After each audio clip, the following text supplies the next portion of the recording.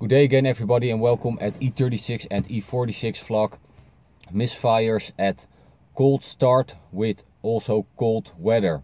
So I'm only getting a misfire when it's on a cold start and also when it's really cold weather.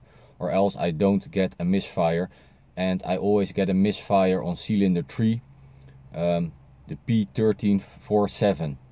And I was looking through my old emails and I saw that I had this problem from the beginning. Later I've got more misfires and stuff and resolved them, but this is really like a stocky one. So I'm going to talk about what it does and how to fix it.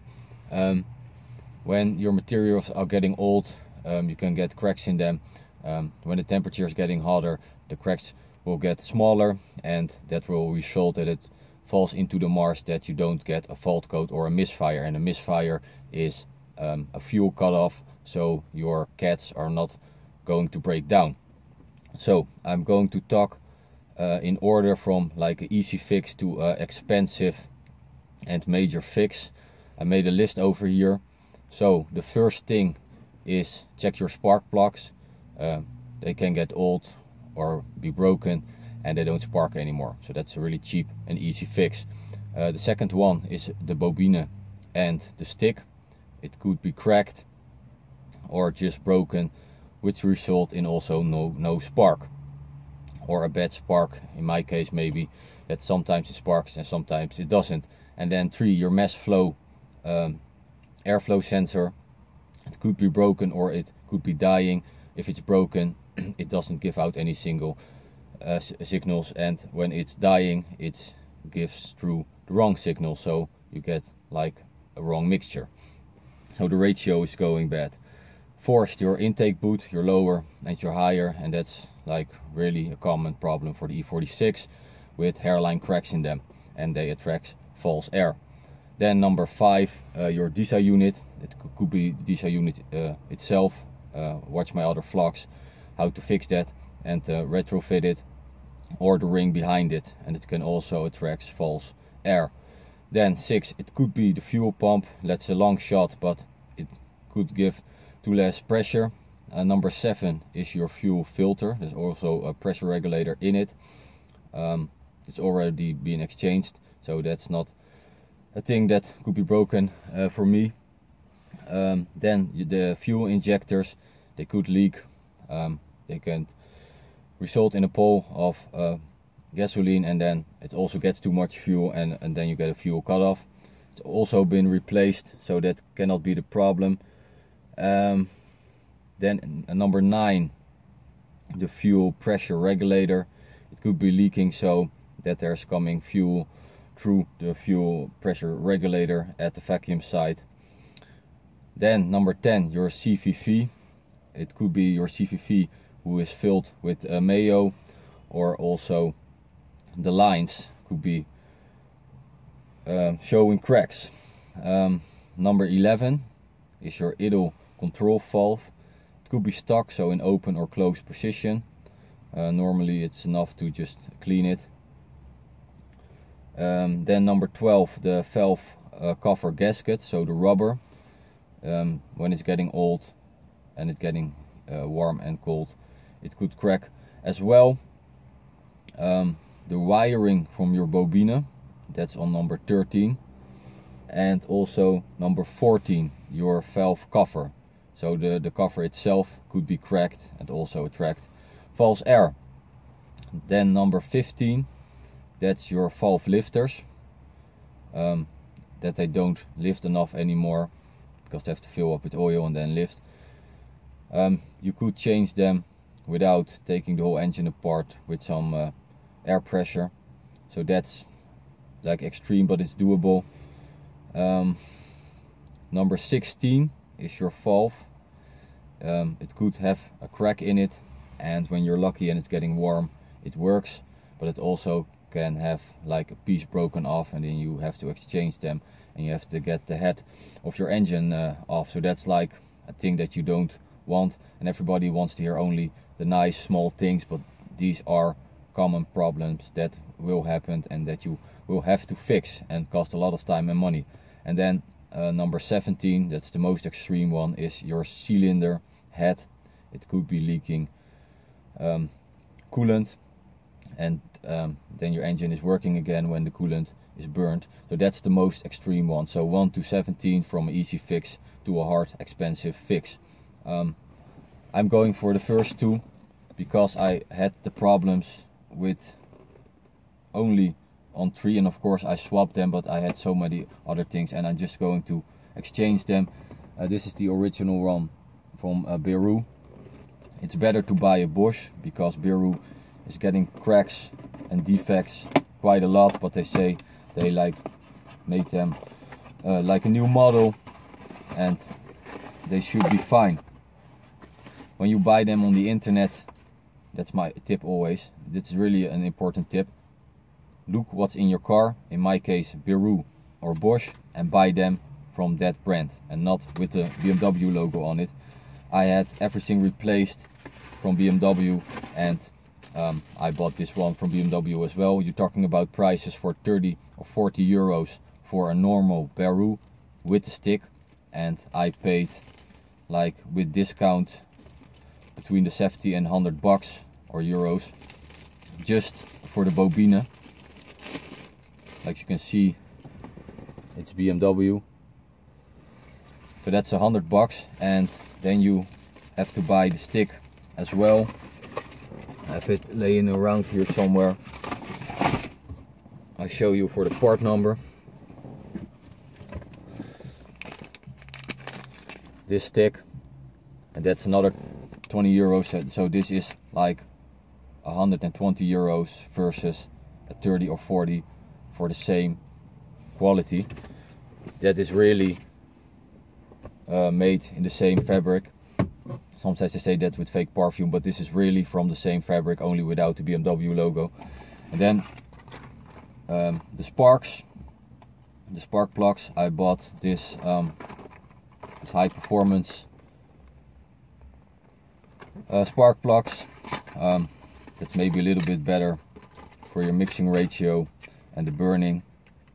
You have to tighten them up with a 30 Nm, and for the M45 you will have to make sure that it's out of 4 pieces, so it's getting sparks out of 4 pieces. So if one is dirty, 3 out of 4 will spark, so you always have a spark. These babies are with discount 20 euros, and you will need 6 of them, so that's also quite some money. I already exchanged them a short while ago, but I'm going to exchange them again. I'm planning to do all the sticks on the bobina. I didn't do it now because that's another 20 euros times 6, so that's like 100 or 150 just for the stick. So I only going to replace the bobina that is giving a misfire, and I also going to replace the stick, and I'm going to replace the spark plugs. So that was it for now.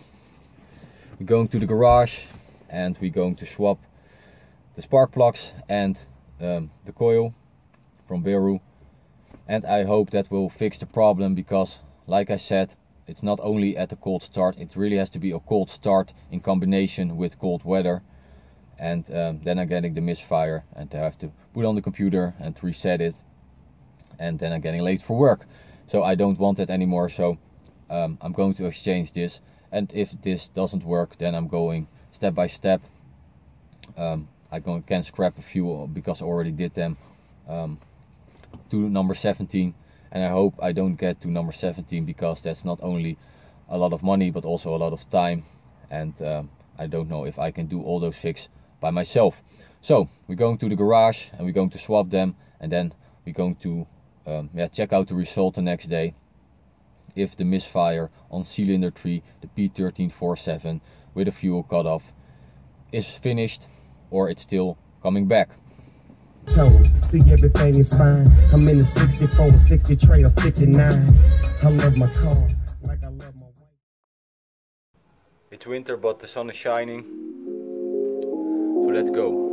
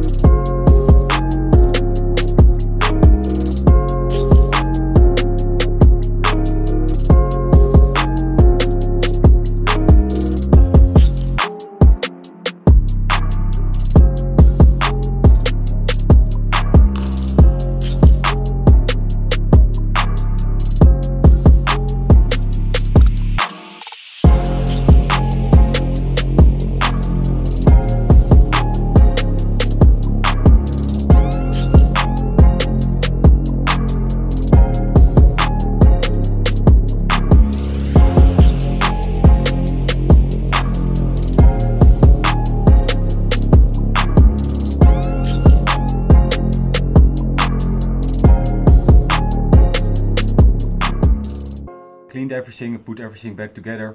Now let's hook up the battery and see how she's run. Okay, first start. No fault code, so that's good. It's idling. It's not really a cold start. Temperature is all the way down. But like I said, it's not really a cold start because it didn't overnight and it's not freezing. But for now it's good to start. No misfires, and we'll have to see how it reacts when the car is sitting there for a night and it's freezing. So it's going to freeze this weekend in the night, so I'm going to check it then, and then I'll come back to you guys. But for now I'm happy. It's pretty cold, but it was warm enough today to do some jobs at E46. So talk to you at the other update.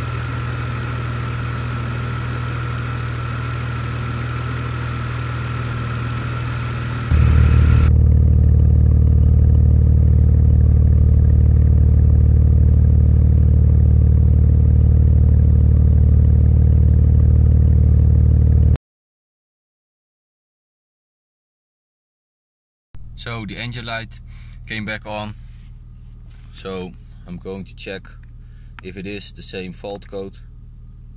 So on cylinder 3, BMW, and yet again, oh, it's now on cylinder number 6. Okay, maybe we're going to swap some coils. Going to check it out later. When you want to erase these codes, the ECU doesn't like it if the engine is running.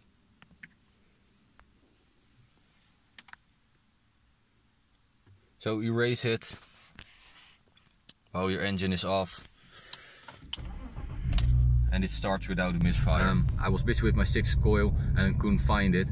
I put it in the trunk and I had one at the E36, so I'm not 100% sure that I swapped the broken coil. Of course I put the new in on cylinder 3, but maybe now on cylinder 6 is the bad one. I could swap it again.